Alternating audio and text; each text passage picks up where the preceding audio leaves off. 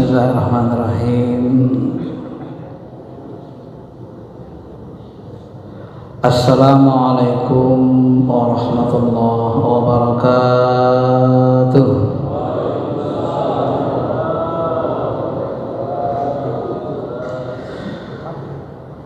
Alhamdulillah hamdan na'imin. Asyhadu an la ilaha illallah rabbuna rabbul alamin. Wa asyhadu anna sayyidana rasulullah sayyidil mursalin. Allahumma salli ala habibina syafi'ina wa maulana Muhammadin wa ala alihi wa sahbihi ajma'in, amma ba'd. Bapak Ibu yang dirahmati Allah, sebelum kita mulai, mari kita berwasilah dengan Al-Fatihah. Mudah-mudahan Allah bukakan qalbu kita, diberikan nur, cahaya ilmu, keimanan, ketakwaan, dan keihsanan. Dan mudah-mudahan kita diberikan istiqomah dalam keimanan, ketakwaan, ibadah sampai akhir hayat kita, sehingga kita bisa bertemu dengan Nabi kita Muhammad SAW, dikumpulkan bersama beliau, para sahabat, guru-guru kita yang soleh, dan keluarga kita yang soleh dan solehah. Syai'ulillah. Al-Fatihah. A'udzu billahi minasyaitonir rajim. Bismillahirrahmanirrahim. Alhamdulillah. Iyyaka na'budu wa iyyaka nasta'in.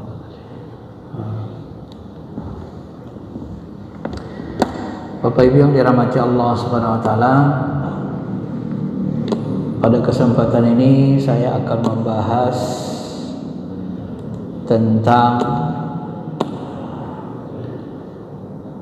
ilmu tasawuf dalam pemahaman salafi dan ahlus sunnah wal jamaah, dihubungkan dengan ilmu sunnah dan bid'ah.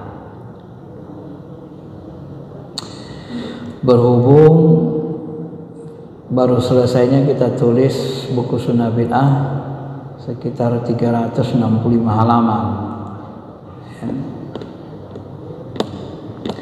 Bapak Ibu yang dirahmati Allah, secara umum salafi atau yang menurut sebagian ulama awalnya Wahabi, tetapi hari ini saudara-saudara kita lebih suka disebut dengan istilah salafi.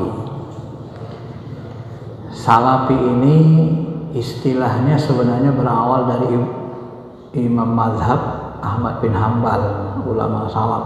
Beliau yang mengemukakan istilah ini, manhaj salaf. Lalu Ibnu Taimiyah dia populerkan, yuk kita kembali ke mazhab salaf. Kenapa? Banyak latar belakangnya, termasuk banyaknya dianggap bidah-bidah, khurafat dan seterusnya.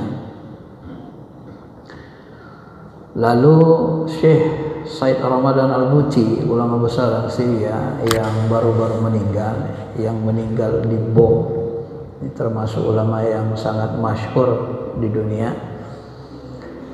Beliau mengatakan sebenarnya manhaj salaf itu tidak ada. Kenapa?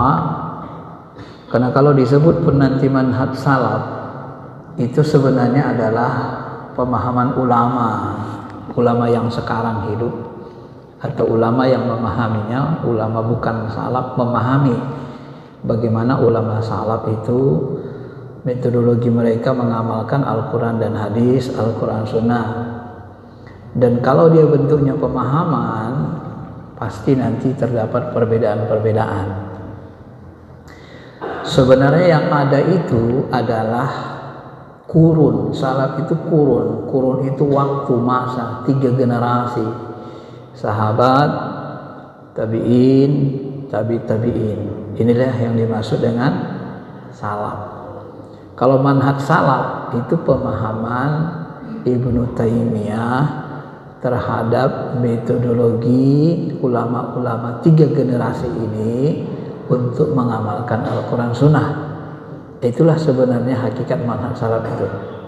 pemahaman Ibnu Taimiyah dan ulama-ulama yang sepahaman dengan beliau. Ya. Berbeda nanti Kiai Haji Hasyim Asy'ari, sampai-sampai dalam bukunya dia sebut jangan ikuti Ibnu Taimiyah, ada bid'ah-bid'ah yang dia buat itu tak perlu diikuti katanya. Begitulah ulama itu, Pak, ya. Jadi sebenarnya ini pun kita pahami ini supaya wawasan ilmu-ilmu keislaman kita luas. Setelah meluas, kita bertoleransi, tidak suka saling berkelahi, tidak suka saling menghujat. Seperti di YouTube sekarang kan nggak berhenti hujatan-hujatan itu. Ya capek sebenarnya itu dengarnya kan. Bapak Ibu yang dirahmati Allah, salah satu motto yang sering saya sampaikan, coba perhatikan hadis Nabi ini, hadis Bukhari sebenarnya. Iqra'u al-Qur'an ma'talafat alaihi qulubukum fa idza ikhtalaftum faqamu anhu. Baca kalianlah Quran selama hati-hati kalian masih iktalafat, melembut, menyatu. Ya.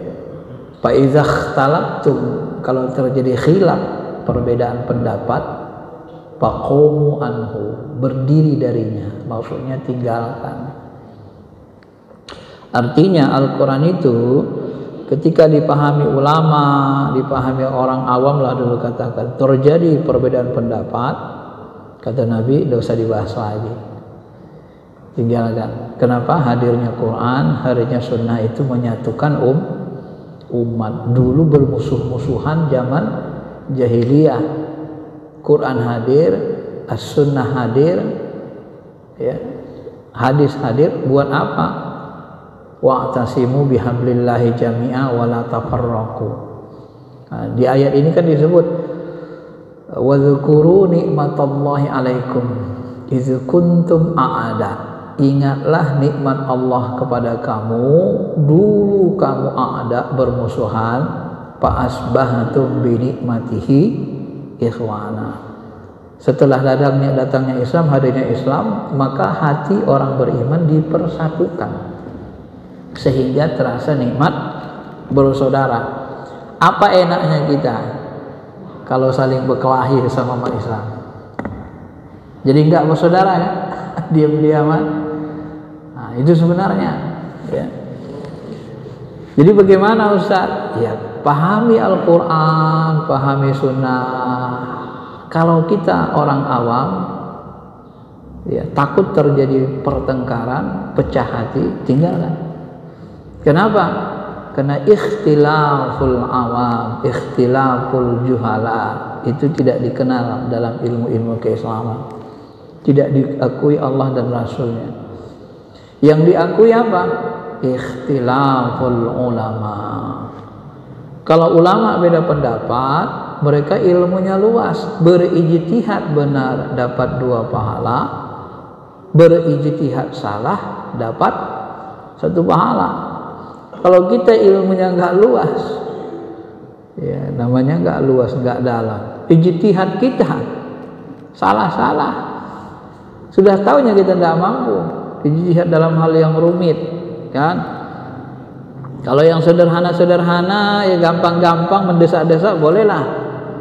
Nah, ada orang tenggelam di sungai. Nah, ini gimana ini cewek ini? Kalau diselamatkan kan nggak boleh nyentuh aurat. Ah, udahlah, selamatkannya dulu. Yang penting hidup dia, nggak mati, selesai. Nah, kan gitu. Gak usah tanya lagi aurat-aurat di situ. Nah, misalnya gitu. Ya. Ya. Boleh waktu mendesak dan kita butuh cepat. Tapi kalau untuk tidak mendesak, konsep sunnah bid'ah ini sebenarnya bisa membahayakan kalau dilibatkan orang-orang awam. Ya, kenapa? Karena butuh ilmu yang luas, yang banyak. Ulama di sana beda pendapat. Nah, maka salah satu adab jemaah tabligh yang bagus itu, umatnya, pengikutnya dilarang bicara apa? Bicara khilafiyah. Ya nggak boleh, inilah hadiahnya. Kenapa? Karena kalau nanti dilibatkan orang awam bicara khilafiyah, yang terjadi ikhtilaful juhala, kan? Perbedaan pendapat orang-orang yang nggak paham, yang bodoh. Ya banyaknya dosanya lebih banyak di situ. Maka adab dakwah itu, kata Syekh Ali Jum'ah dalam buku Akidah Ahlussunnah wal Jamaah, dan adab ini benar, tidak boleh berdakwah di dalam hal-hal yang ulama berbeda pendapat khilafiyah. Saya dakwah saya modelnya gini, Bapak Ibu kalau kunut itu bid'ah, sesat. Atau kalau saya dakwah gini, Bapak kalau nggak kunut itu neraka loh. Nah, itu nggak boleh. Kalau dakwahnya model begini, ini akan perang terjadi, Pak. Nggak boleh itu dakwahnya. Yang boleh berdakwah itu, Bapak Ibu, Nabi itu rajin sholat jemaah. Ya, sholat 5 waktu itu wajib. Semua ulama sepakat. Kurban, itu sangat dianjurkan. Nah, itu boleh, semua ulama nggak ada beda pendapat di situ. Ya. Tapi kalau sudah Bapak berdakwahnya nggak pakai adab, kan ada ya gitu berdakwah kan? Coba lihat itu. Itu bid'ah, hadis kunut itu bid'ah, hadisnya lemah, udah tahu lemah dipakai, bid'ah, sesat. Kalau kalian sholat sama ulama pakai kunut, kalian nggak usah ikut kunut. Sesat itu bid'ah. Jadi apa yang kalian lakukan ya? Kalian baca tasbih aja. Coba menghilangkan bid'ah dengan bid'ah, disuruh baca tasbih. Ya kan? Coba itu. Menghilangkan bid'ah menurut dia, tapi dia lakukan bid'ah lain baru. Apa itu? Baca tasbih di waktu. Nah, itulah. Nah, Bapak Ibu yang dirahmati Allah Subhanahu wa taala. Jadi masalah rumit. Nah, ini bagaimana kita memahaminya? Maka tugas kita adalah pahami mana yang kita yakin logis, cocok, amalkan. Ilmu agama ini luas, banyak.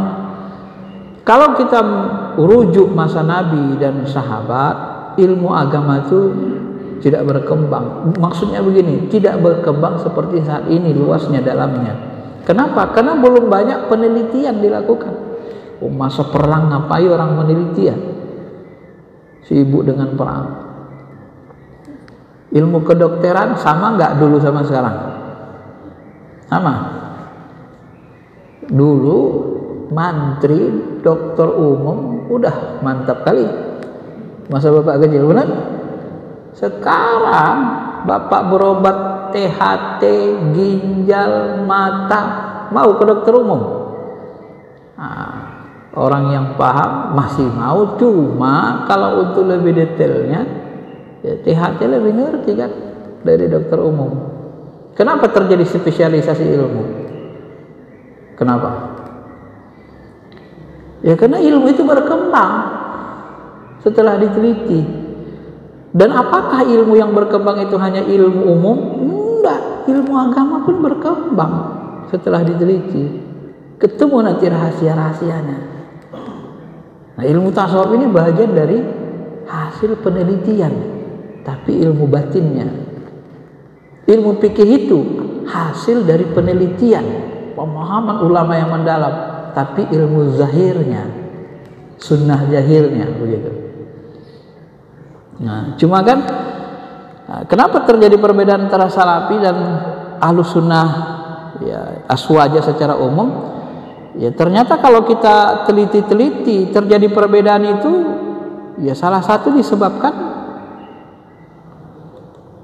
karena salaf ini membawa definisi sunnah bid'ah ini ditarik ke wilayah akidah nanti ya. Nah ini. Jadi sunnah bid'ah itu memang kan didefinisikan ulama secara umum ilmu sunnah, ilmu hadis. Nah kalau kita memahami ilmu sunnah, ilmu hadis, maka ilmu atau definisi sunnah, definisi hadis yang kita pakai awalnya definisi ulama hadis, kan gitu. Kenapa? Karena membahas hadis kembalikan kepada ilmunya. Apa definisi sunnah menurut ilmu hadis? Semua yang manukila anin Nabi SAW, semua yang bersandar, dinukilkan, diriwayatkan dari Nabi, baik perkataan, perbuatan, takrir. Apakah ulama semua sepakat ilmu ini, definisi ini? Semua ulama menerima. Ya. Cuma dalam fikih usul fikih nanti istilah sunnah ini ada definisi yang satu lagi dalam hal berhukum. Sunnah itu dikerjakan berpahala, ditinggalkan tidak dosa. Tapi ini sunnah di sini dimaksudkan dengan nama nadab, mustahab, mandub, kadang disebut tatawu yang mirip-mirip, nafilah, amalan tambahan, kadang disebut ihsan, ya kebaikan, kadang disebut fadilah, keutamaan. Karena kalau kita lakukan ada keutamaannya, lebih utama, afdal. Ya. Begitu. Mustahab. Kenapa disebut mustahab? Karena itu lebih disukai. Berasal dari kata hub. Kenapa disebut nafilah? Karena amalan tambahan, bukan pokok, bukan fardu, bukan wajib. Nah begitu loh ulama meneliti kan. Nah ketika memahami definisi, Salafi sudah berbeda. Mulai mereka bawa definisi sunnah itu kepada ilmu akidah. Nah, misalnya dalam satu buku ustadz besarnya dia katakan apa? Sunnah itu menurut ulama salaf adalah petunjuk yang dilaksanakan Rasulullah SAW, para sahabat, baik tentang ilmu, iktikad, perkataan maupun perbuatan. Baik tentang ilmu, iktikad, perkataan maupun perbuatan. Jadi ilmunya itu pun harus sama ilmu kita dengan Nabi dan sahabat. Kan repot juga kan? Ilmu agama kita. Sementara kita tidak bisa menghafal hadis, seluruh hadis yang dimiliki sahabat. Dan sementara pemahaman sahabat juga berbeda-beda, sementara ilmu Nabi pada masa itu tidak semua sahabat menelitinya. Kan repot di situ. Dan definisi ini kalau kita baca, wallahu alam, saya nggak tahu ulama salaf mana yang mendefinisikan sunnah begini. Cuma ustadz besarnya bilang itulah definisi sunnah menurut ulama salaf. Siapa sahabat yang mendefinisikan sunnah begini? Gak ketemu kitabnya.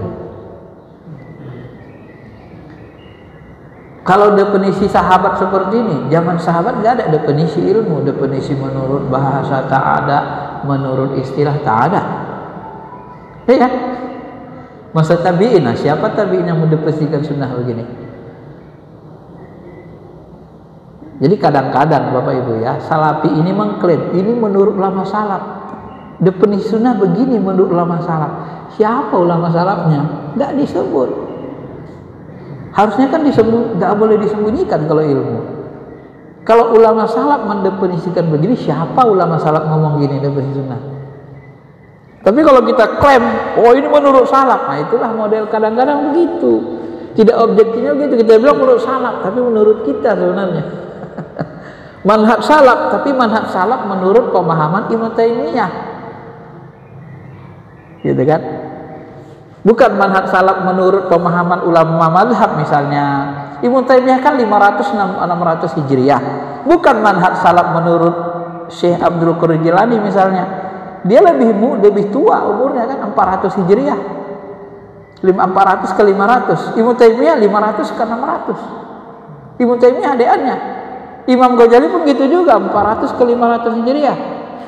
Adik-adiknya Ibnu Taimiyah. Kan beda Ibnu Taimiyah Syekh Abdul Qadir Jilani dengan Al-Ghazali, kan beda. Misalnya kan begitu. Nah, begitu. Jadi sebenarnya kalau kita teliti ya begitulah kehidupan beragama kita kan. Klaim ini menurut salaf, tapi nggak disebut siapa salafnya.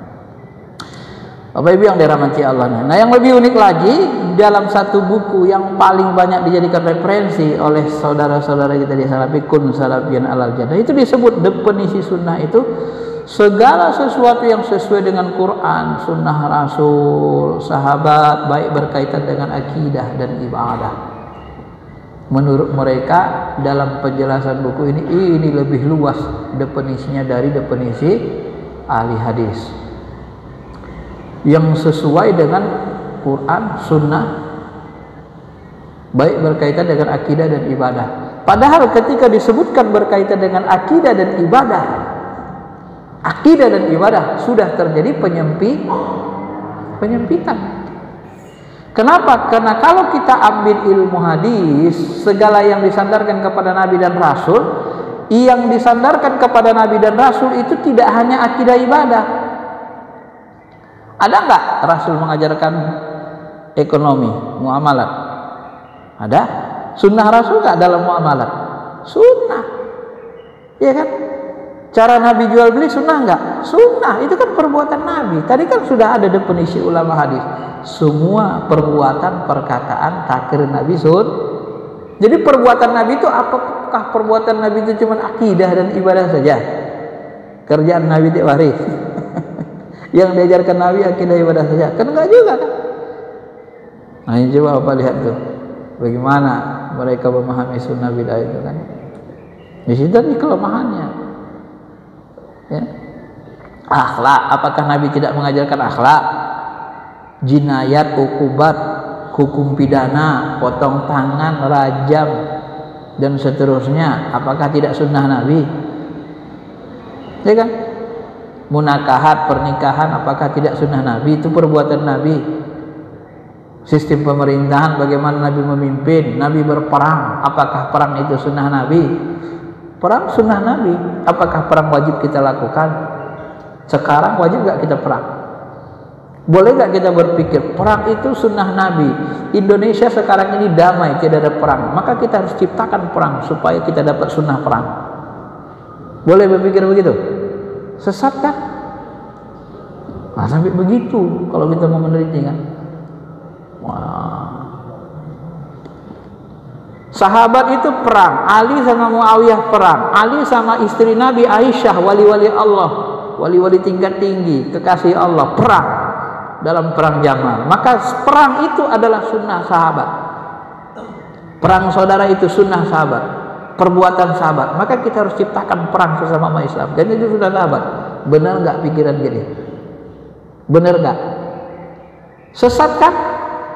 Wah, itu bahaya sebenarnya. Maka dalam bahasa Tuhan dalam At-Taubah ayat 100 itu kan disebut wasabiqunal awwalun minal muhajirin wal ansar, orang-orang terdahulu dari muhajirin dan ansar, walladzina tabauhum bi ihsan, dan orang-orang yang mengikuti mereka dengan cara yang baik. Bi ihsan, mengikuti Nabi, sahabat, muhajirin, sahabat, ansar, sahabat, mengikuti mereka bagaimana? Bi ihsan. Cara ngikutnya harus dengan ihsan, dengan cara baik, bukan dengan cara membabi buta. Nah, sampai begitu kan? Kalau kita mau meneliti. Yuk kita kembali ke manhaj salaf, manhaj cara agama sahabat, Nabi dan sahabat mengamalkan agama. Ya, sahabat itu perang saudara. Harus begitu? Nah. Oh, itu gak sesuai perang saudara dengan Al-Quran dan Sunnah. Benar, itu benar. Karena itu masa fitnah kan. Nah, ini Bapak Ibu yang dirahmati Allah. Jadi memang memahami agama ini, kalau bahasa saya, ya harus komprehensif. Karena ilmu agama itu banyak, dan harus, kalau bahasa orang sekarang, the right man on the right place. Tempatkan sesuatu pada tempatnya. Maksudnya apa? Kalau kita mau memahami hadis, mau tahu hadis, teliti ambil ulama dari ulama-ulama ahli hadis. Karena dalam ilmu hadis itu ada ilmu hafalan hadis, ada ilmu sanadnya hadis, ada ulumul hadis di riwayah, ada dirayah, ada riwayah tentang periwayatan, ada dirayah lagi kan. Nah, jadi tentang ilmunya, dirayahnya, pemahamannya. Jadi kalau kita memahami hadis, ambil ilmu hadis dari yang ulama yang memang ahli hadis. Bukhari, Muslim, ini ilmu riwayah. Kenapa kita rujuk Bukhari, Muslim? Karena dia nulis hadis yang sahih dipisahkannya dengan yang lemah. Tapi Bukhari cuma nulis hadis berapa? 6 ribuan. Muslim 7 ribuan. Baru 13-14 ribu kalau digabung. Cukup nggak 13.000 sumber agama? Belum cukup, belum bisa mewakili. Imam Bukhari itu hafal 30.000 hadis sahih, yang ditulisnya cuma 6.000-an, 6.200 berapa. Yang dia hafal dia sebut 30.000, berarti ada 23.000 lebih yang dia tidak tuliskan hadis sahih. Kemana larinya? Coba, apakah kita harus bersikeras ilmu Rasul itu yang ada dalam Sahih Bukhari Muslim saja? Ya nggak bisa, Bukhari saja bilang ada, di luar itu kan. Nah, di sini harus, ya, lagi-lagi memang harus, tidak mudah kita mengatakan sesat dan seterusnya. Bapak Ibu yang dirahmati Allah Subhanahu wa taala. Nah, ini dalam memahami definisi, ya, terjadi peluasan makna dan perbedaan jadinya kan. Salafi membawa definisi. Maka kalau dalam dibawa sunnah bid'ah itu dalam definisi akidah, maka akidah itu kan sifatnya kaku, AB. Sesat, mustaqim, lurus. Sesat, mustaqim, lurus. Hitam putih, hitam putih, hitam putih. Maka kalau kita perhatikan salafi itu memang cenderung hitam putih orangnya. Kalau nggak sesat, sunnatul huda, ini petunjuk, ini sesat. Kalau hitam putih berarti kan wajib haram, wajib haram, wajib haram. Ya, ya kan? Wajib haram, wajib haram. Kalau kita bawa ke ilmu syariah, orang syariah, apakah hukum itu cuma wajib sama haram saja? Orang syariah nolak. Oh, tidak bisa. Dalam hukum ibadah, hukum akidah pun, hukum itu kalau ulama ahli fikih, ahli hukum itu bukan dua. Wajib sama haram atau halal haram. Itu pada hal-hal tertentu saja yang dua, halal haram. Babi halal haram. Makanan. Ini tempe ini halal nggak? Halal. Tapi udah dibusukkan, ya halal, itu jamur. Kalau pete gimana? Kok tahu makruh? Karena bau, mengganggu orang sholat. Bangun subuh makan pete, hobi, nggak gosok gigi, sholat jemaah ke masjid. Katanya. Yang sebelah gimana? Wah, mantap kali nih katanya kan. Jadi teringat mau makan pete nih, balas dendam. Jadi sholat nih makan pete lagi lah katanya. Sebelah ini enak kali kayaknya buat petinya katanya. Jadi kalau orang syariah begitu, maka Bapak Ibu, kalau kita mau belajar ilmu syariah, ilmu hukum, maka kita harus berhukum pakai ilmu syariah. Kalau Bapak Ibu nanti ngikutin cara berhukumnya orang hadis, cara berhukumnya orang akidah, ya hitam putih. Karena mereka bukan ahli hukum. Nah, nanti kesesatan itu terjadi di mana? Ketika ilmu itu tidak dikembalikan kepada ulama ahlinya, gitu ya.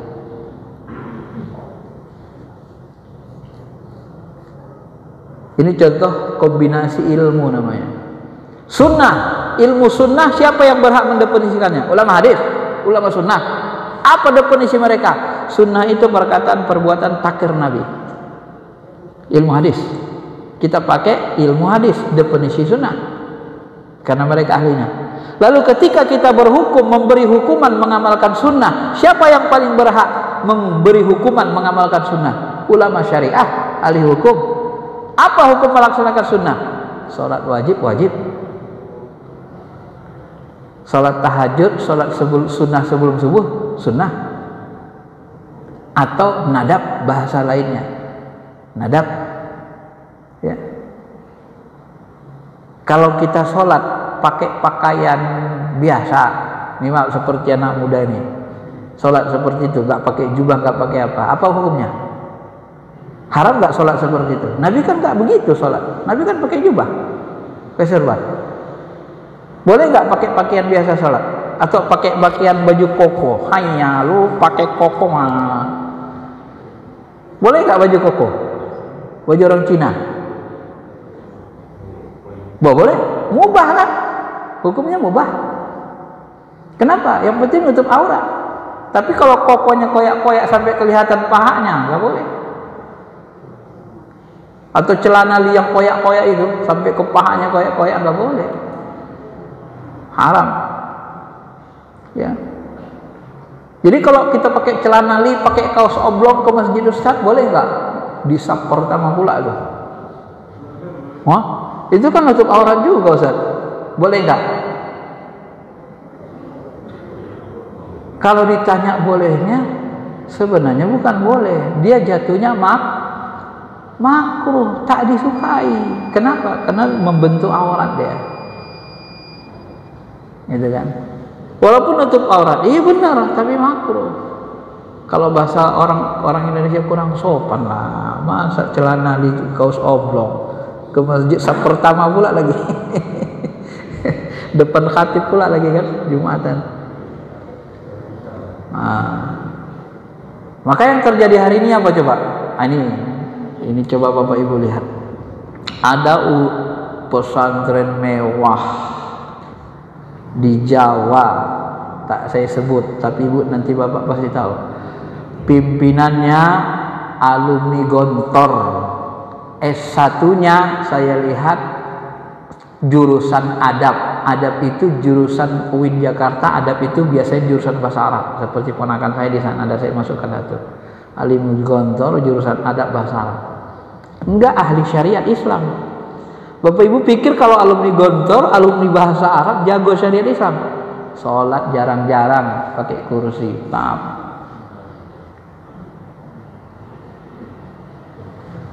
perempuan khutbah Jumat depan lagi boleh, perempuan mengucapkan salam selalu mirip seperti salam orang Yahudi persis. Siapa imam mazhabnya? Imam mazhabnya Soekarno. Coba pahami baik-baik. Bisa terima nggak logika berpikirnya? Kenapa perempuan tidak boleh depan? Perempuan itu kan bukan najis. Menemukan ilat hukum sudah salah. Ilat hukum penyebab ada tidaknya hukum. Sebab pasti ada tidaknya hukum. Dia sudah salah, keliru. Saya sebelum dia melacak pendidikannya ngomong kayak gitu sudah paham pasti bukan orang syariah, pasti bukan jurusan syariah ilmunya. Kenapa? Saya orang syariah, S1, S2, S3. Paham kita pola berpikir orang syariah. Kalau ini nggak ngerti syariah, ini ilmu syariah. Saya lacak pendidikannya, benar alumni Gontor. Saya lacak S1-nya, ternyata adab. Kenapa orang berpikir syariah tidak begitu cara pikirnya? Rapatkan saf, sawu, sufu, pakum, rapatkan saf. Kalau tidak ada ilat penyebab yang membuat kita harus merenggangkan saf seperti COVID kemarin, nggak boleh itu direnggangkan. Nggak ada ilatnya penyebabnya. Untuk apa direnggangkan? Kan sudah dikatakan Nabi, saf yang renggang akan masuk setan bertuanak kambing. Itu kan ibadah mahdo, bukan muamalat. Ngapain di situ terjadi diperbarui ibadah mahdo? Ulama nggak ada yang berani perbarui kalau nggak ada ilatnya. Itu bukan muamalat. Kalau ditanya siapa imam kalian? Soekarno. Soekarno itu pimpinan politik, bukan imam mazhab syariah. Nggak the right man on the right place. Idza wusidal amru ila ghairi ahli fantajiri sa'ah. Siapa yang berhukum apabila satu urusan diserahkan kepada bukan ahlinya, tunggu hancurnya, tunggu saja hancurnya. Kenapa? Diserahkan kepada yang tidak ahli. Oh, kenapa perempuan nggak boleh saf di depan? Apa perempuan najis? Mana ulama syariah yang bilang perempuan najis? Wah, perempuan bisa duduk di masjid kok di belakang. Kalau najis ibu-ibu nggak boleh masuk masjid. Benar? Kenapa nggak boleh di depan? Mohon maaf. Ya telitilah ilatnya. Ilatnya tidak boleh di depan bukan karena najisnya. Kalau najis ya kan udah salah menemukan ilatnya tadi. Kalau ibu duduk atau saf di depan, mohon maaf ya. Ya, apalagi di sini banyak anak muda misalnya, ya agak tua agak inilah. anak muda, di sini cewek cakep lagi sholat, dekat cewek cakep, gimana rasanya? Hah? Konsentrasi apa koslet? Ya bapak aja yang ngerasain. Kenapa itu dipisah? Ya karena tadi, bukan karena najisnya, nggak bisa dia menemukan ilat hukum. Kenapa? Karena dia nggak orang syariah, pola pikirnya nggak sama dengan ahli hukum. Jadi mentang-mentang jago bahasa Arab dari gontor, hadis nggak mesti. Hafiz Quran, hafiz hadis, nggak mesti paham syariat Islam kalau nggak jurusan syariah. Maka kalau kita belajar tafsir ahkam di kampus, ada tafsir biasa. Tafsir biasa itu tafsir pendidikan, orang tarbiyah beda rujukan kitab tafsirnya dengan orang usuluddin jurusan tafsir hadis. Kalau orang syariah tafsir ahkam, karena dia orang syariah, tafsir ahkam ayat-ayat hukum khusus tafsirnya. Tafsir ahkam Al-Qurtubi, tafsir ahkam Ali As-Sais, Ali As-Sobuni, beda dia khusus ayat hukum dan penjelasannya lebih rinci hukumnya. Kalau tafsir Al-Maraghi, itu untuk orang tarbiyah. Kalau tafsir Said Qutub, Pijil Al-Quran, itu tafsir orang Haraki, orang dakwah yang pakai nanti. Coba sampai begitu spesialisasi ilmu itu, ya. Maka penyebab nanti perbedaan situ atau terjadi kesesatan bentrokan itu di situ. Maka supaya ini terselesaikan, ya, maka dia harus serahkan ahlinya. Maka kalau bapak ibu belajar tasawuf, ya belajarlah sama ulama mursyid dengan ulama tarekat. Kalau bapak ibu belajar nanti tasawuf tarekat sama penghafal hadis, doktor hadis, lari pemahamannya. Sesat, bid'ah, sesat. Kenapa? Ya karena dia tidak paham. Kenapa tidak paham? Karena dia tidak mendalami makna-makna hadis, ayat-ayat hadis-hadis yang berkaitan dengan spiritual Islam. Tidak fokus di situ dia. Contoh hadis Nabi SAW, Allahu Akbar, begitu salat apa kata Nabi? Hei sahabat, jangan kalian pikir kalian di depan, kalian di belakang, aku nggak tahu apa yang kalian lakukan. Kalian di belakang, di depan, sama aja sama aku. Apa yang kalian lakukan di belakang, tahu aku, sama seperti di depan. Jadi ruhani Nabi itu mandang sahabat di depan belakang sama aja. Ilmu apa yang dipakai Nabi itu? Makanya sahabat waktu sholat dia baca tasbih. Siapa tadi yang baca tasbih? Saya Rasul. Aku melihat ada 12 malaikat yang mengangkat tasbihmu. Rasul di depan, lihat malaikat di belakang angkat tasbihnya. Ilmu apa yang dipakai Nabi? Paham orang hadis ilmu apa yang dipakai Nabi? Oh, itu mukjizat Nabi khusus sama Nabi. Mana perkataan itu hanya buat Nabi? Apakah itu hanya buat Nabi, pemahaman Nabi? Wong kami tawajuh begini kok, di depan belakang gurunya tahu, mana yang enggak khusyuk. Kalau orang tarekat tawajuh, jika yang lari-lari, mana yang terbang-terbang ruhaninya, mursyid tahu, mau di belakang, mau di depan dia tahu. Paham orang ilmu hadis begitu? Ya enggak paham. Ada hadisnya, ada. Sahih hadisnya. Tanya orang hadis. Tapi kalau nanya kualitas, oh itu sahih kata mereka, benar. Disuruh melakukan ilmunya, kami nggak tahu. Kata mereka. Kenapa mereka nggak belajar kan? Nah itulah terjadinya perbedaan tasawuf nanti di situ. Maka kalau kita hanya mengandalkan makna tekstual hadis, makna jahirnya saja, ya, nggak ketemu. Maka orang tarikat ini termasuk dianggap ahli bid'ah, ahli khurafat, kelompok Salafi Wahabi, ahli bid'ah, ahli khurafat. Makanya di Mekah itu tidak akan ketemu lagi jawiyah tarikat. Jabal Qubis itu diratakan dengan tanah.